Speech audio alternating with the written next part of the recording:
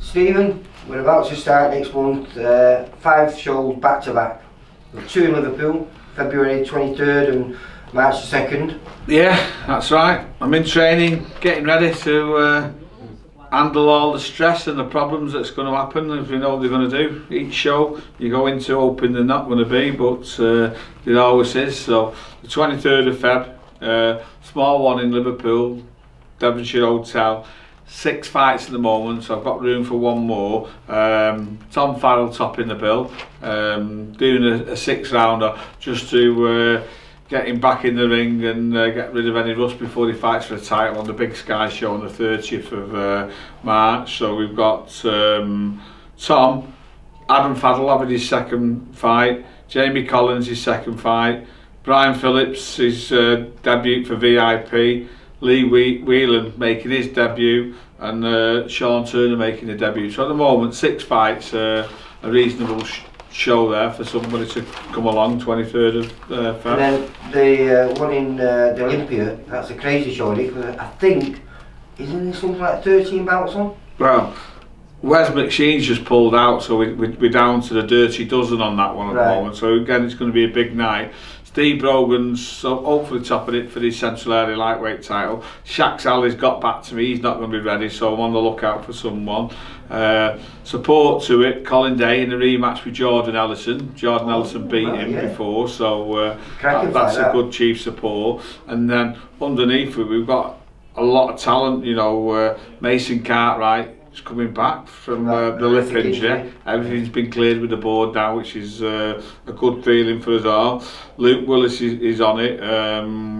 Nathan Quarles, Matthew Renner, Nathan Bennett, Jay Farrell, Cameron Halfpenny, Sean Hughes, Tom Simpson, and Tom McGuinness. So you know, it's a stacked card, and some good matches already been made, and some good kids, so looking forward to that one. We've got another 3 shows coming on. We're not going to talk about the whole of those shows, but we're going to talk about the top of the bills on each one of those shows, because each one of those shows back to back, we've got an English title fight.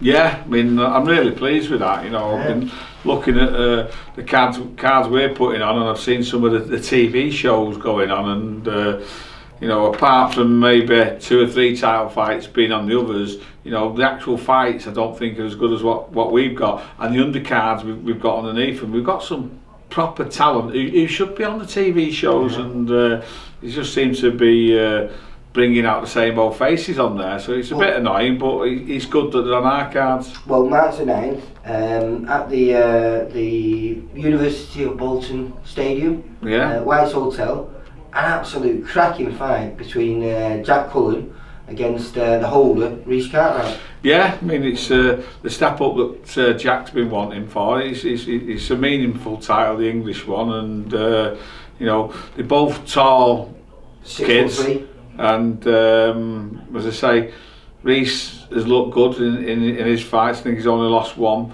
Cullen's the same, so genuine 50-50, and I'm pleased that we could get him at home. Both got power. Yeah, I mean, I think Rhys has stopped 13 of his 22 wins. Right. And in his last, I think, 7 or 8 fights, Jack has stopped 6. Right. You know, so well, it's a great top of the bill, isn't it? And you know, the undercard, I'm not going to go through too much, but I'll mention the names: James Moorcroft, Andrew Fleming, Jack Rafferty, Bradbury, Muhammad Ali, Kane Garner and Mark Jeffers up to date. Well, we can do ones about the whole show nearer the time when we have the opponents and everything. I just wanted to talk, because I was really surprised when it was announced we've got 3 back-to-back English title fights, and I'd say that's the first one on the 9th. On the 16th we've got another cracking English title fight with Mark Leach against Thomas Scobie. Yeah, I mean, to be honest with you, I've been scouring the country getting someone to fight Mark, and I couldn't get it, and then someone come up to me and mentioned Thomas Scobie's name, and I just thought he wouldn't be allowed, but then look back, he'd been the English champion, so we did a call, and he was up for it, so it's a belting fight, and you know, if Mark's going to be as good as everybody says he is, he'll win that fight and look good doing it. But you know, if he's not on form, he's going to get pushed, because this is a tough little. Well, he pushed that kid who just won the Commonwealth, because he fought for the Commonwealth, that Lee McGregor. I think he was a former GP squad member, and tipped by a lot of people to go a long way. And he'd stepped up straight from 4 rounds to, you know, the 12 rounds for the Commonwealth. And yeah, to be honest with you, I was made up when we found this kid, because it's a perfect fight. I mean, I know it's for the English title, but it wasn't for the English title. It'd be the perfect stepping forward fight for Mark. So it's worked out well where it is for the English title fight, and I'm looking forward to that. And again, I'll just mention Jack Kilcannon, Jake James, Kieran Jones, Mark Thompson, Mark Efron, Sean Ben Mulligan, Charlie Schofield. You know, top lads on the undercard again. Yeah, yeah. Well, you know that thingy, they both got Lewis Norman in common, because I think that Thomas Askew was the first guy, and I think our only guy, to stop him until Mark Leach did it. Right. So you know, there's yeah. Well, again, you know, another proof that it's a good fight. Yeah. Definitely. Yeah. And then the week afterwards, we're in where is it? Doncaster Racecourse. Doncaster Racecourse. Yeah. Reece Mould fighting Sean Davis for the English featherweight. So great fight. He's at a stage roughly where his training partner Josh Warrington was let off the leash and fought for the English. I mean, fortunately we've got Reece to get the whole. Yeah, I mean, it was a great fight. It was. I mean, they were both unbeaten at the time there, and Josh really kicked on from that, and that's what we're hoping with Reece as well. You know, he's out selling tickets, and it looks like he's going to do a large number. So going back to Doncaster's a bonus for us there. So we've got Sonny Taylor making his debut. He's from Hull. Hopefully Jack Daniels will be back. Bob Ajasi, hopefully. Dex Bellman, Seishin Khan and Tommy Sams, and I've spoke with Steffi Bull about maybe sticking one of his Doncaster lads on as well. So again, a great top of the bill, because that Sean Davis, you know, he's only been beat by proper top kids, you know, like Thomas Ward, who they're talking about being at world level, you know.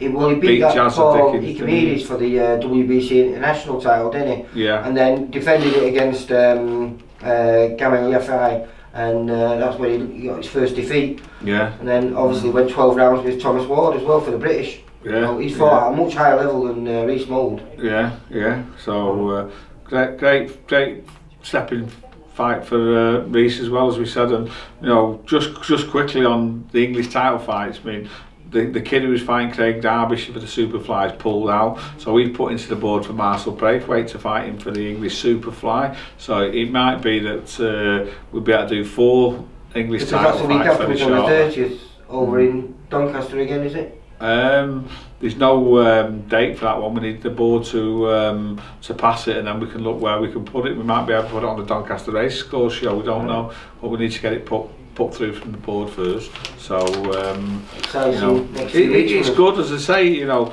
a lot of these kids should be on the TV shows, but they're just not getting the opportunities. So what we've got to do is force our way through.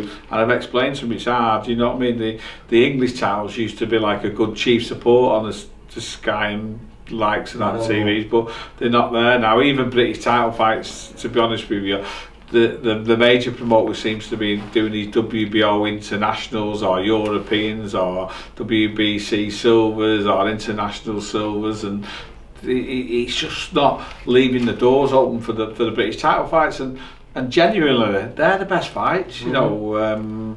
So I think them 3 that you just spoke about there are all well matched, mate, and they're all genuinely 50-50 fights. Good fights. We believe our fighters are going to win, but realistically it's a big step up for Reece Cartwright, and Mark Leach, like you say, if he's not on the ball there, he'll get turned yeah, but listen, they're in this boxing job to be champions, aren't they? They've all got the abilities, and they've got to go on and win, and you know, even if they lose and they're in good fights, it'll make them better fighters, and they'll be able to come back stronger. But I'm hoping that we win them all, and that they can all move on and get British title fights, and hopefully get the chance to get on TV and get the exposure that they deserve, and some financial rewards, because obviously they're not earning fortunes on these non-TV shows, you know what I mean? They're investing in the future like we're investing in them as well. So you know, fair plays to everyone for stepping to the plate, and hopefully everyone will come along and support them, because they're good shows, not just good top of the bills. Yeah, right, Steve. Nice one, mate. Thank you. Cheers, Lee. Thank Bye. you.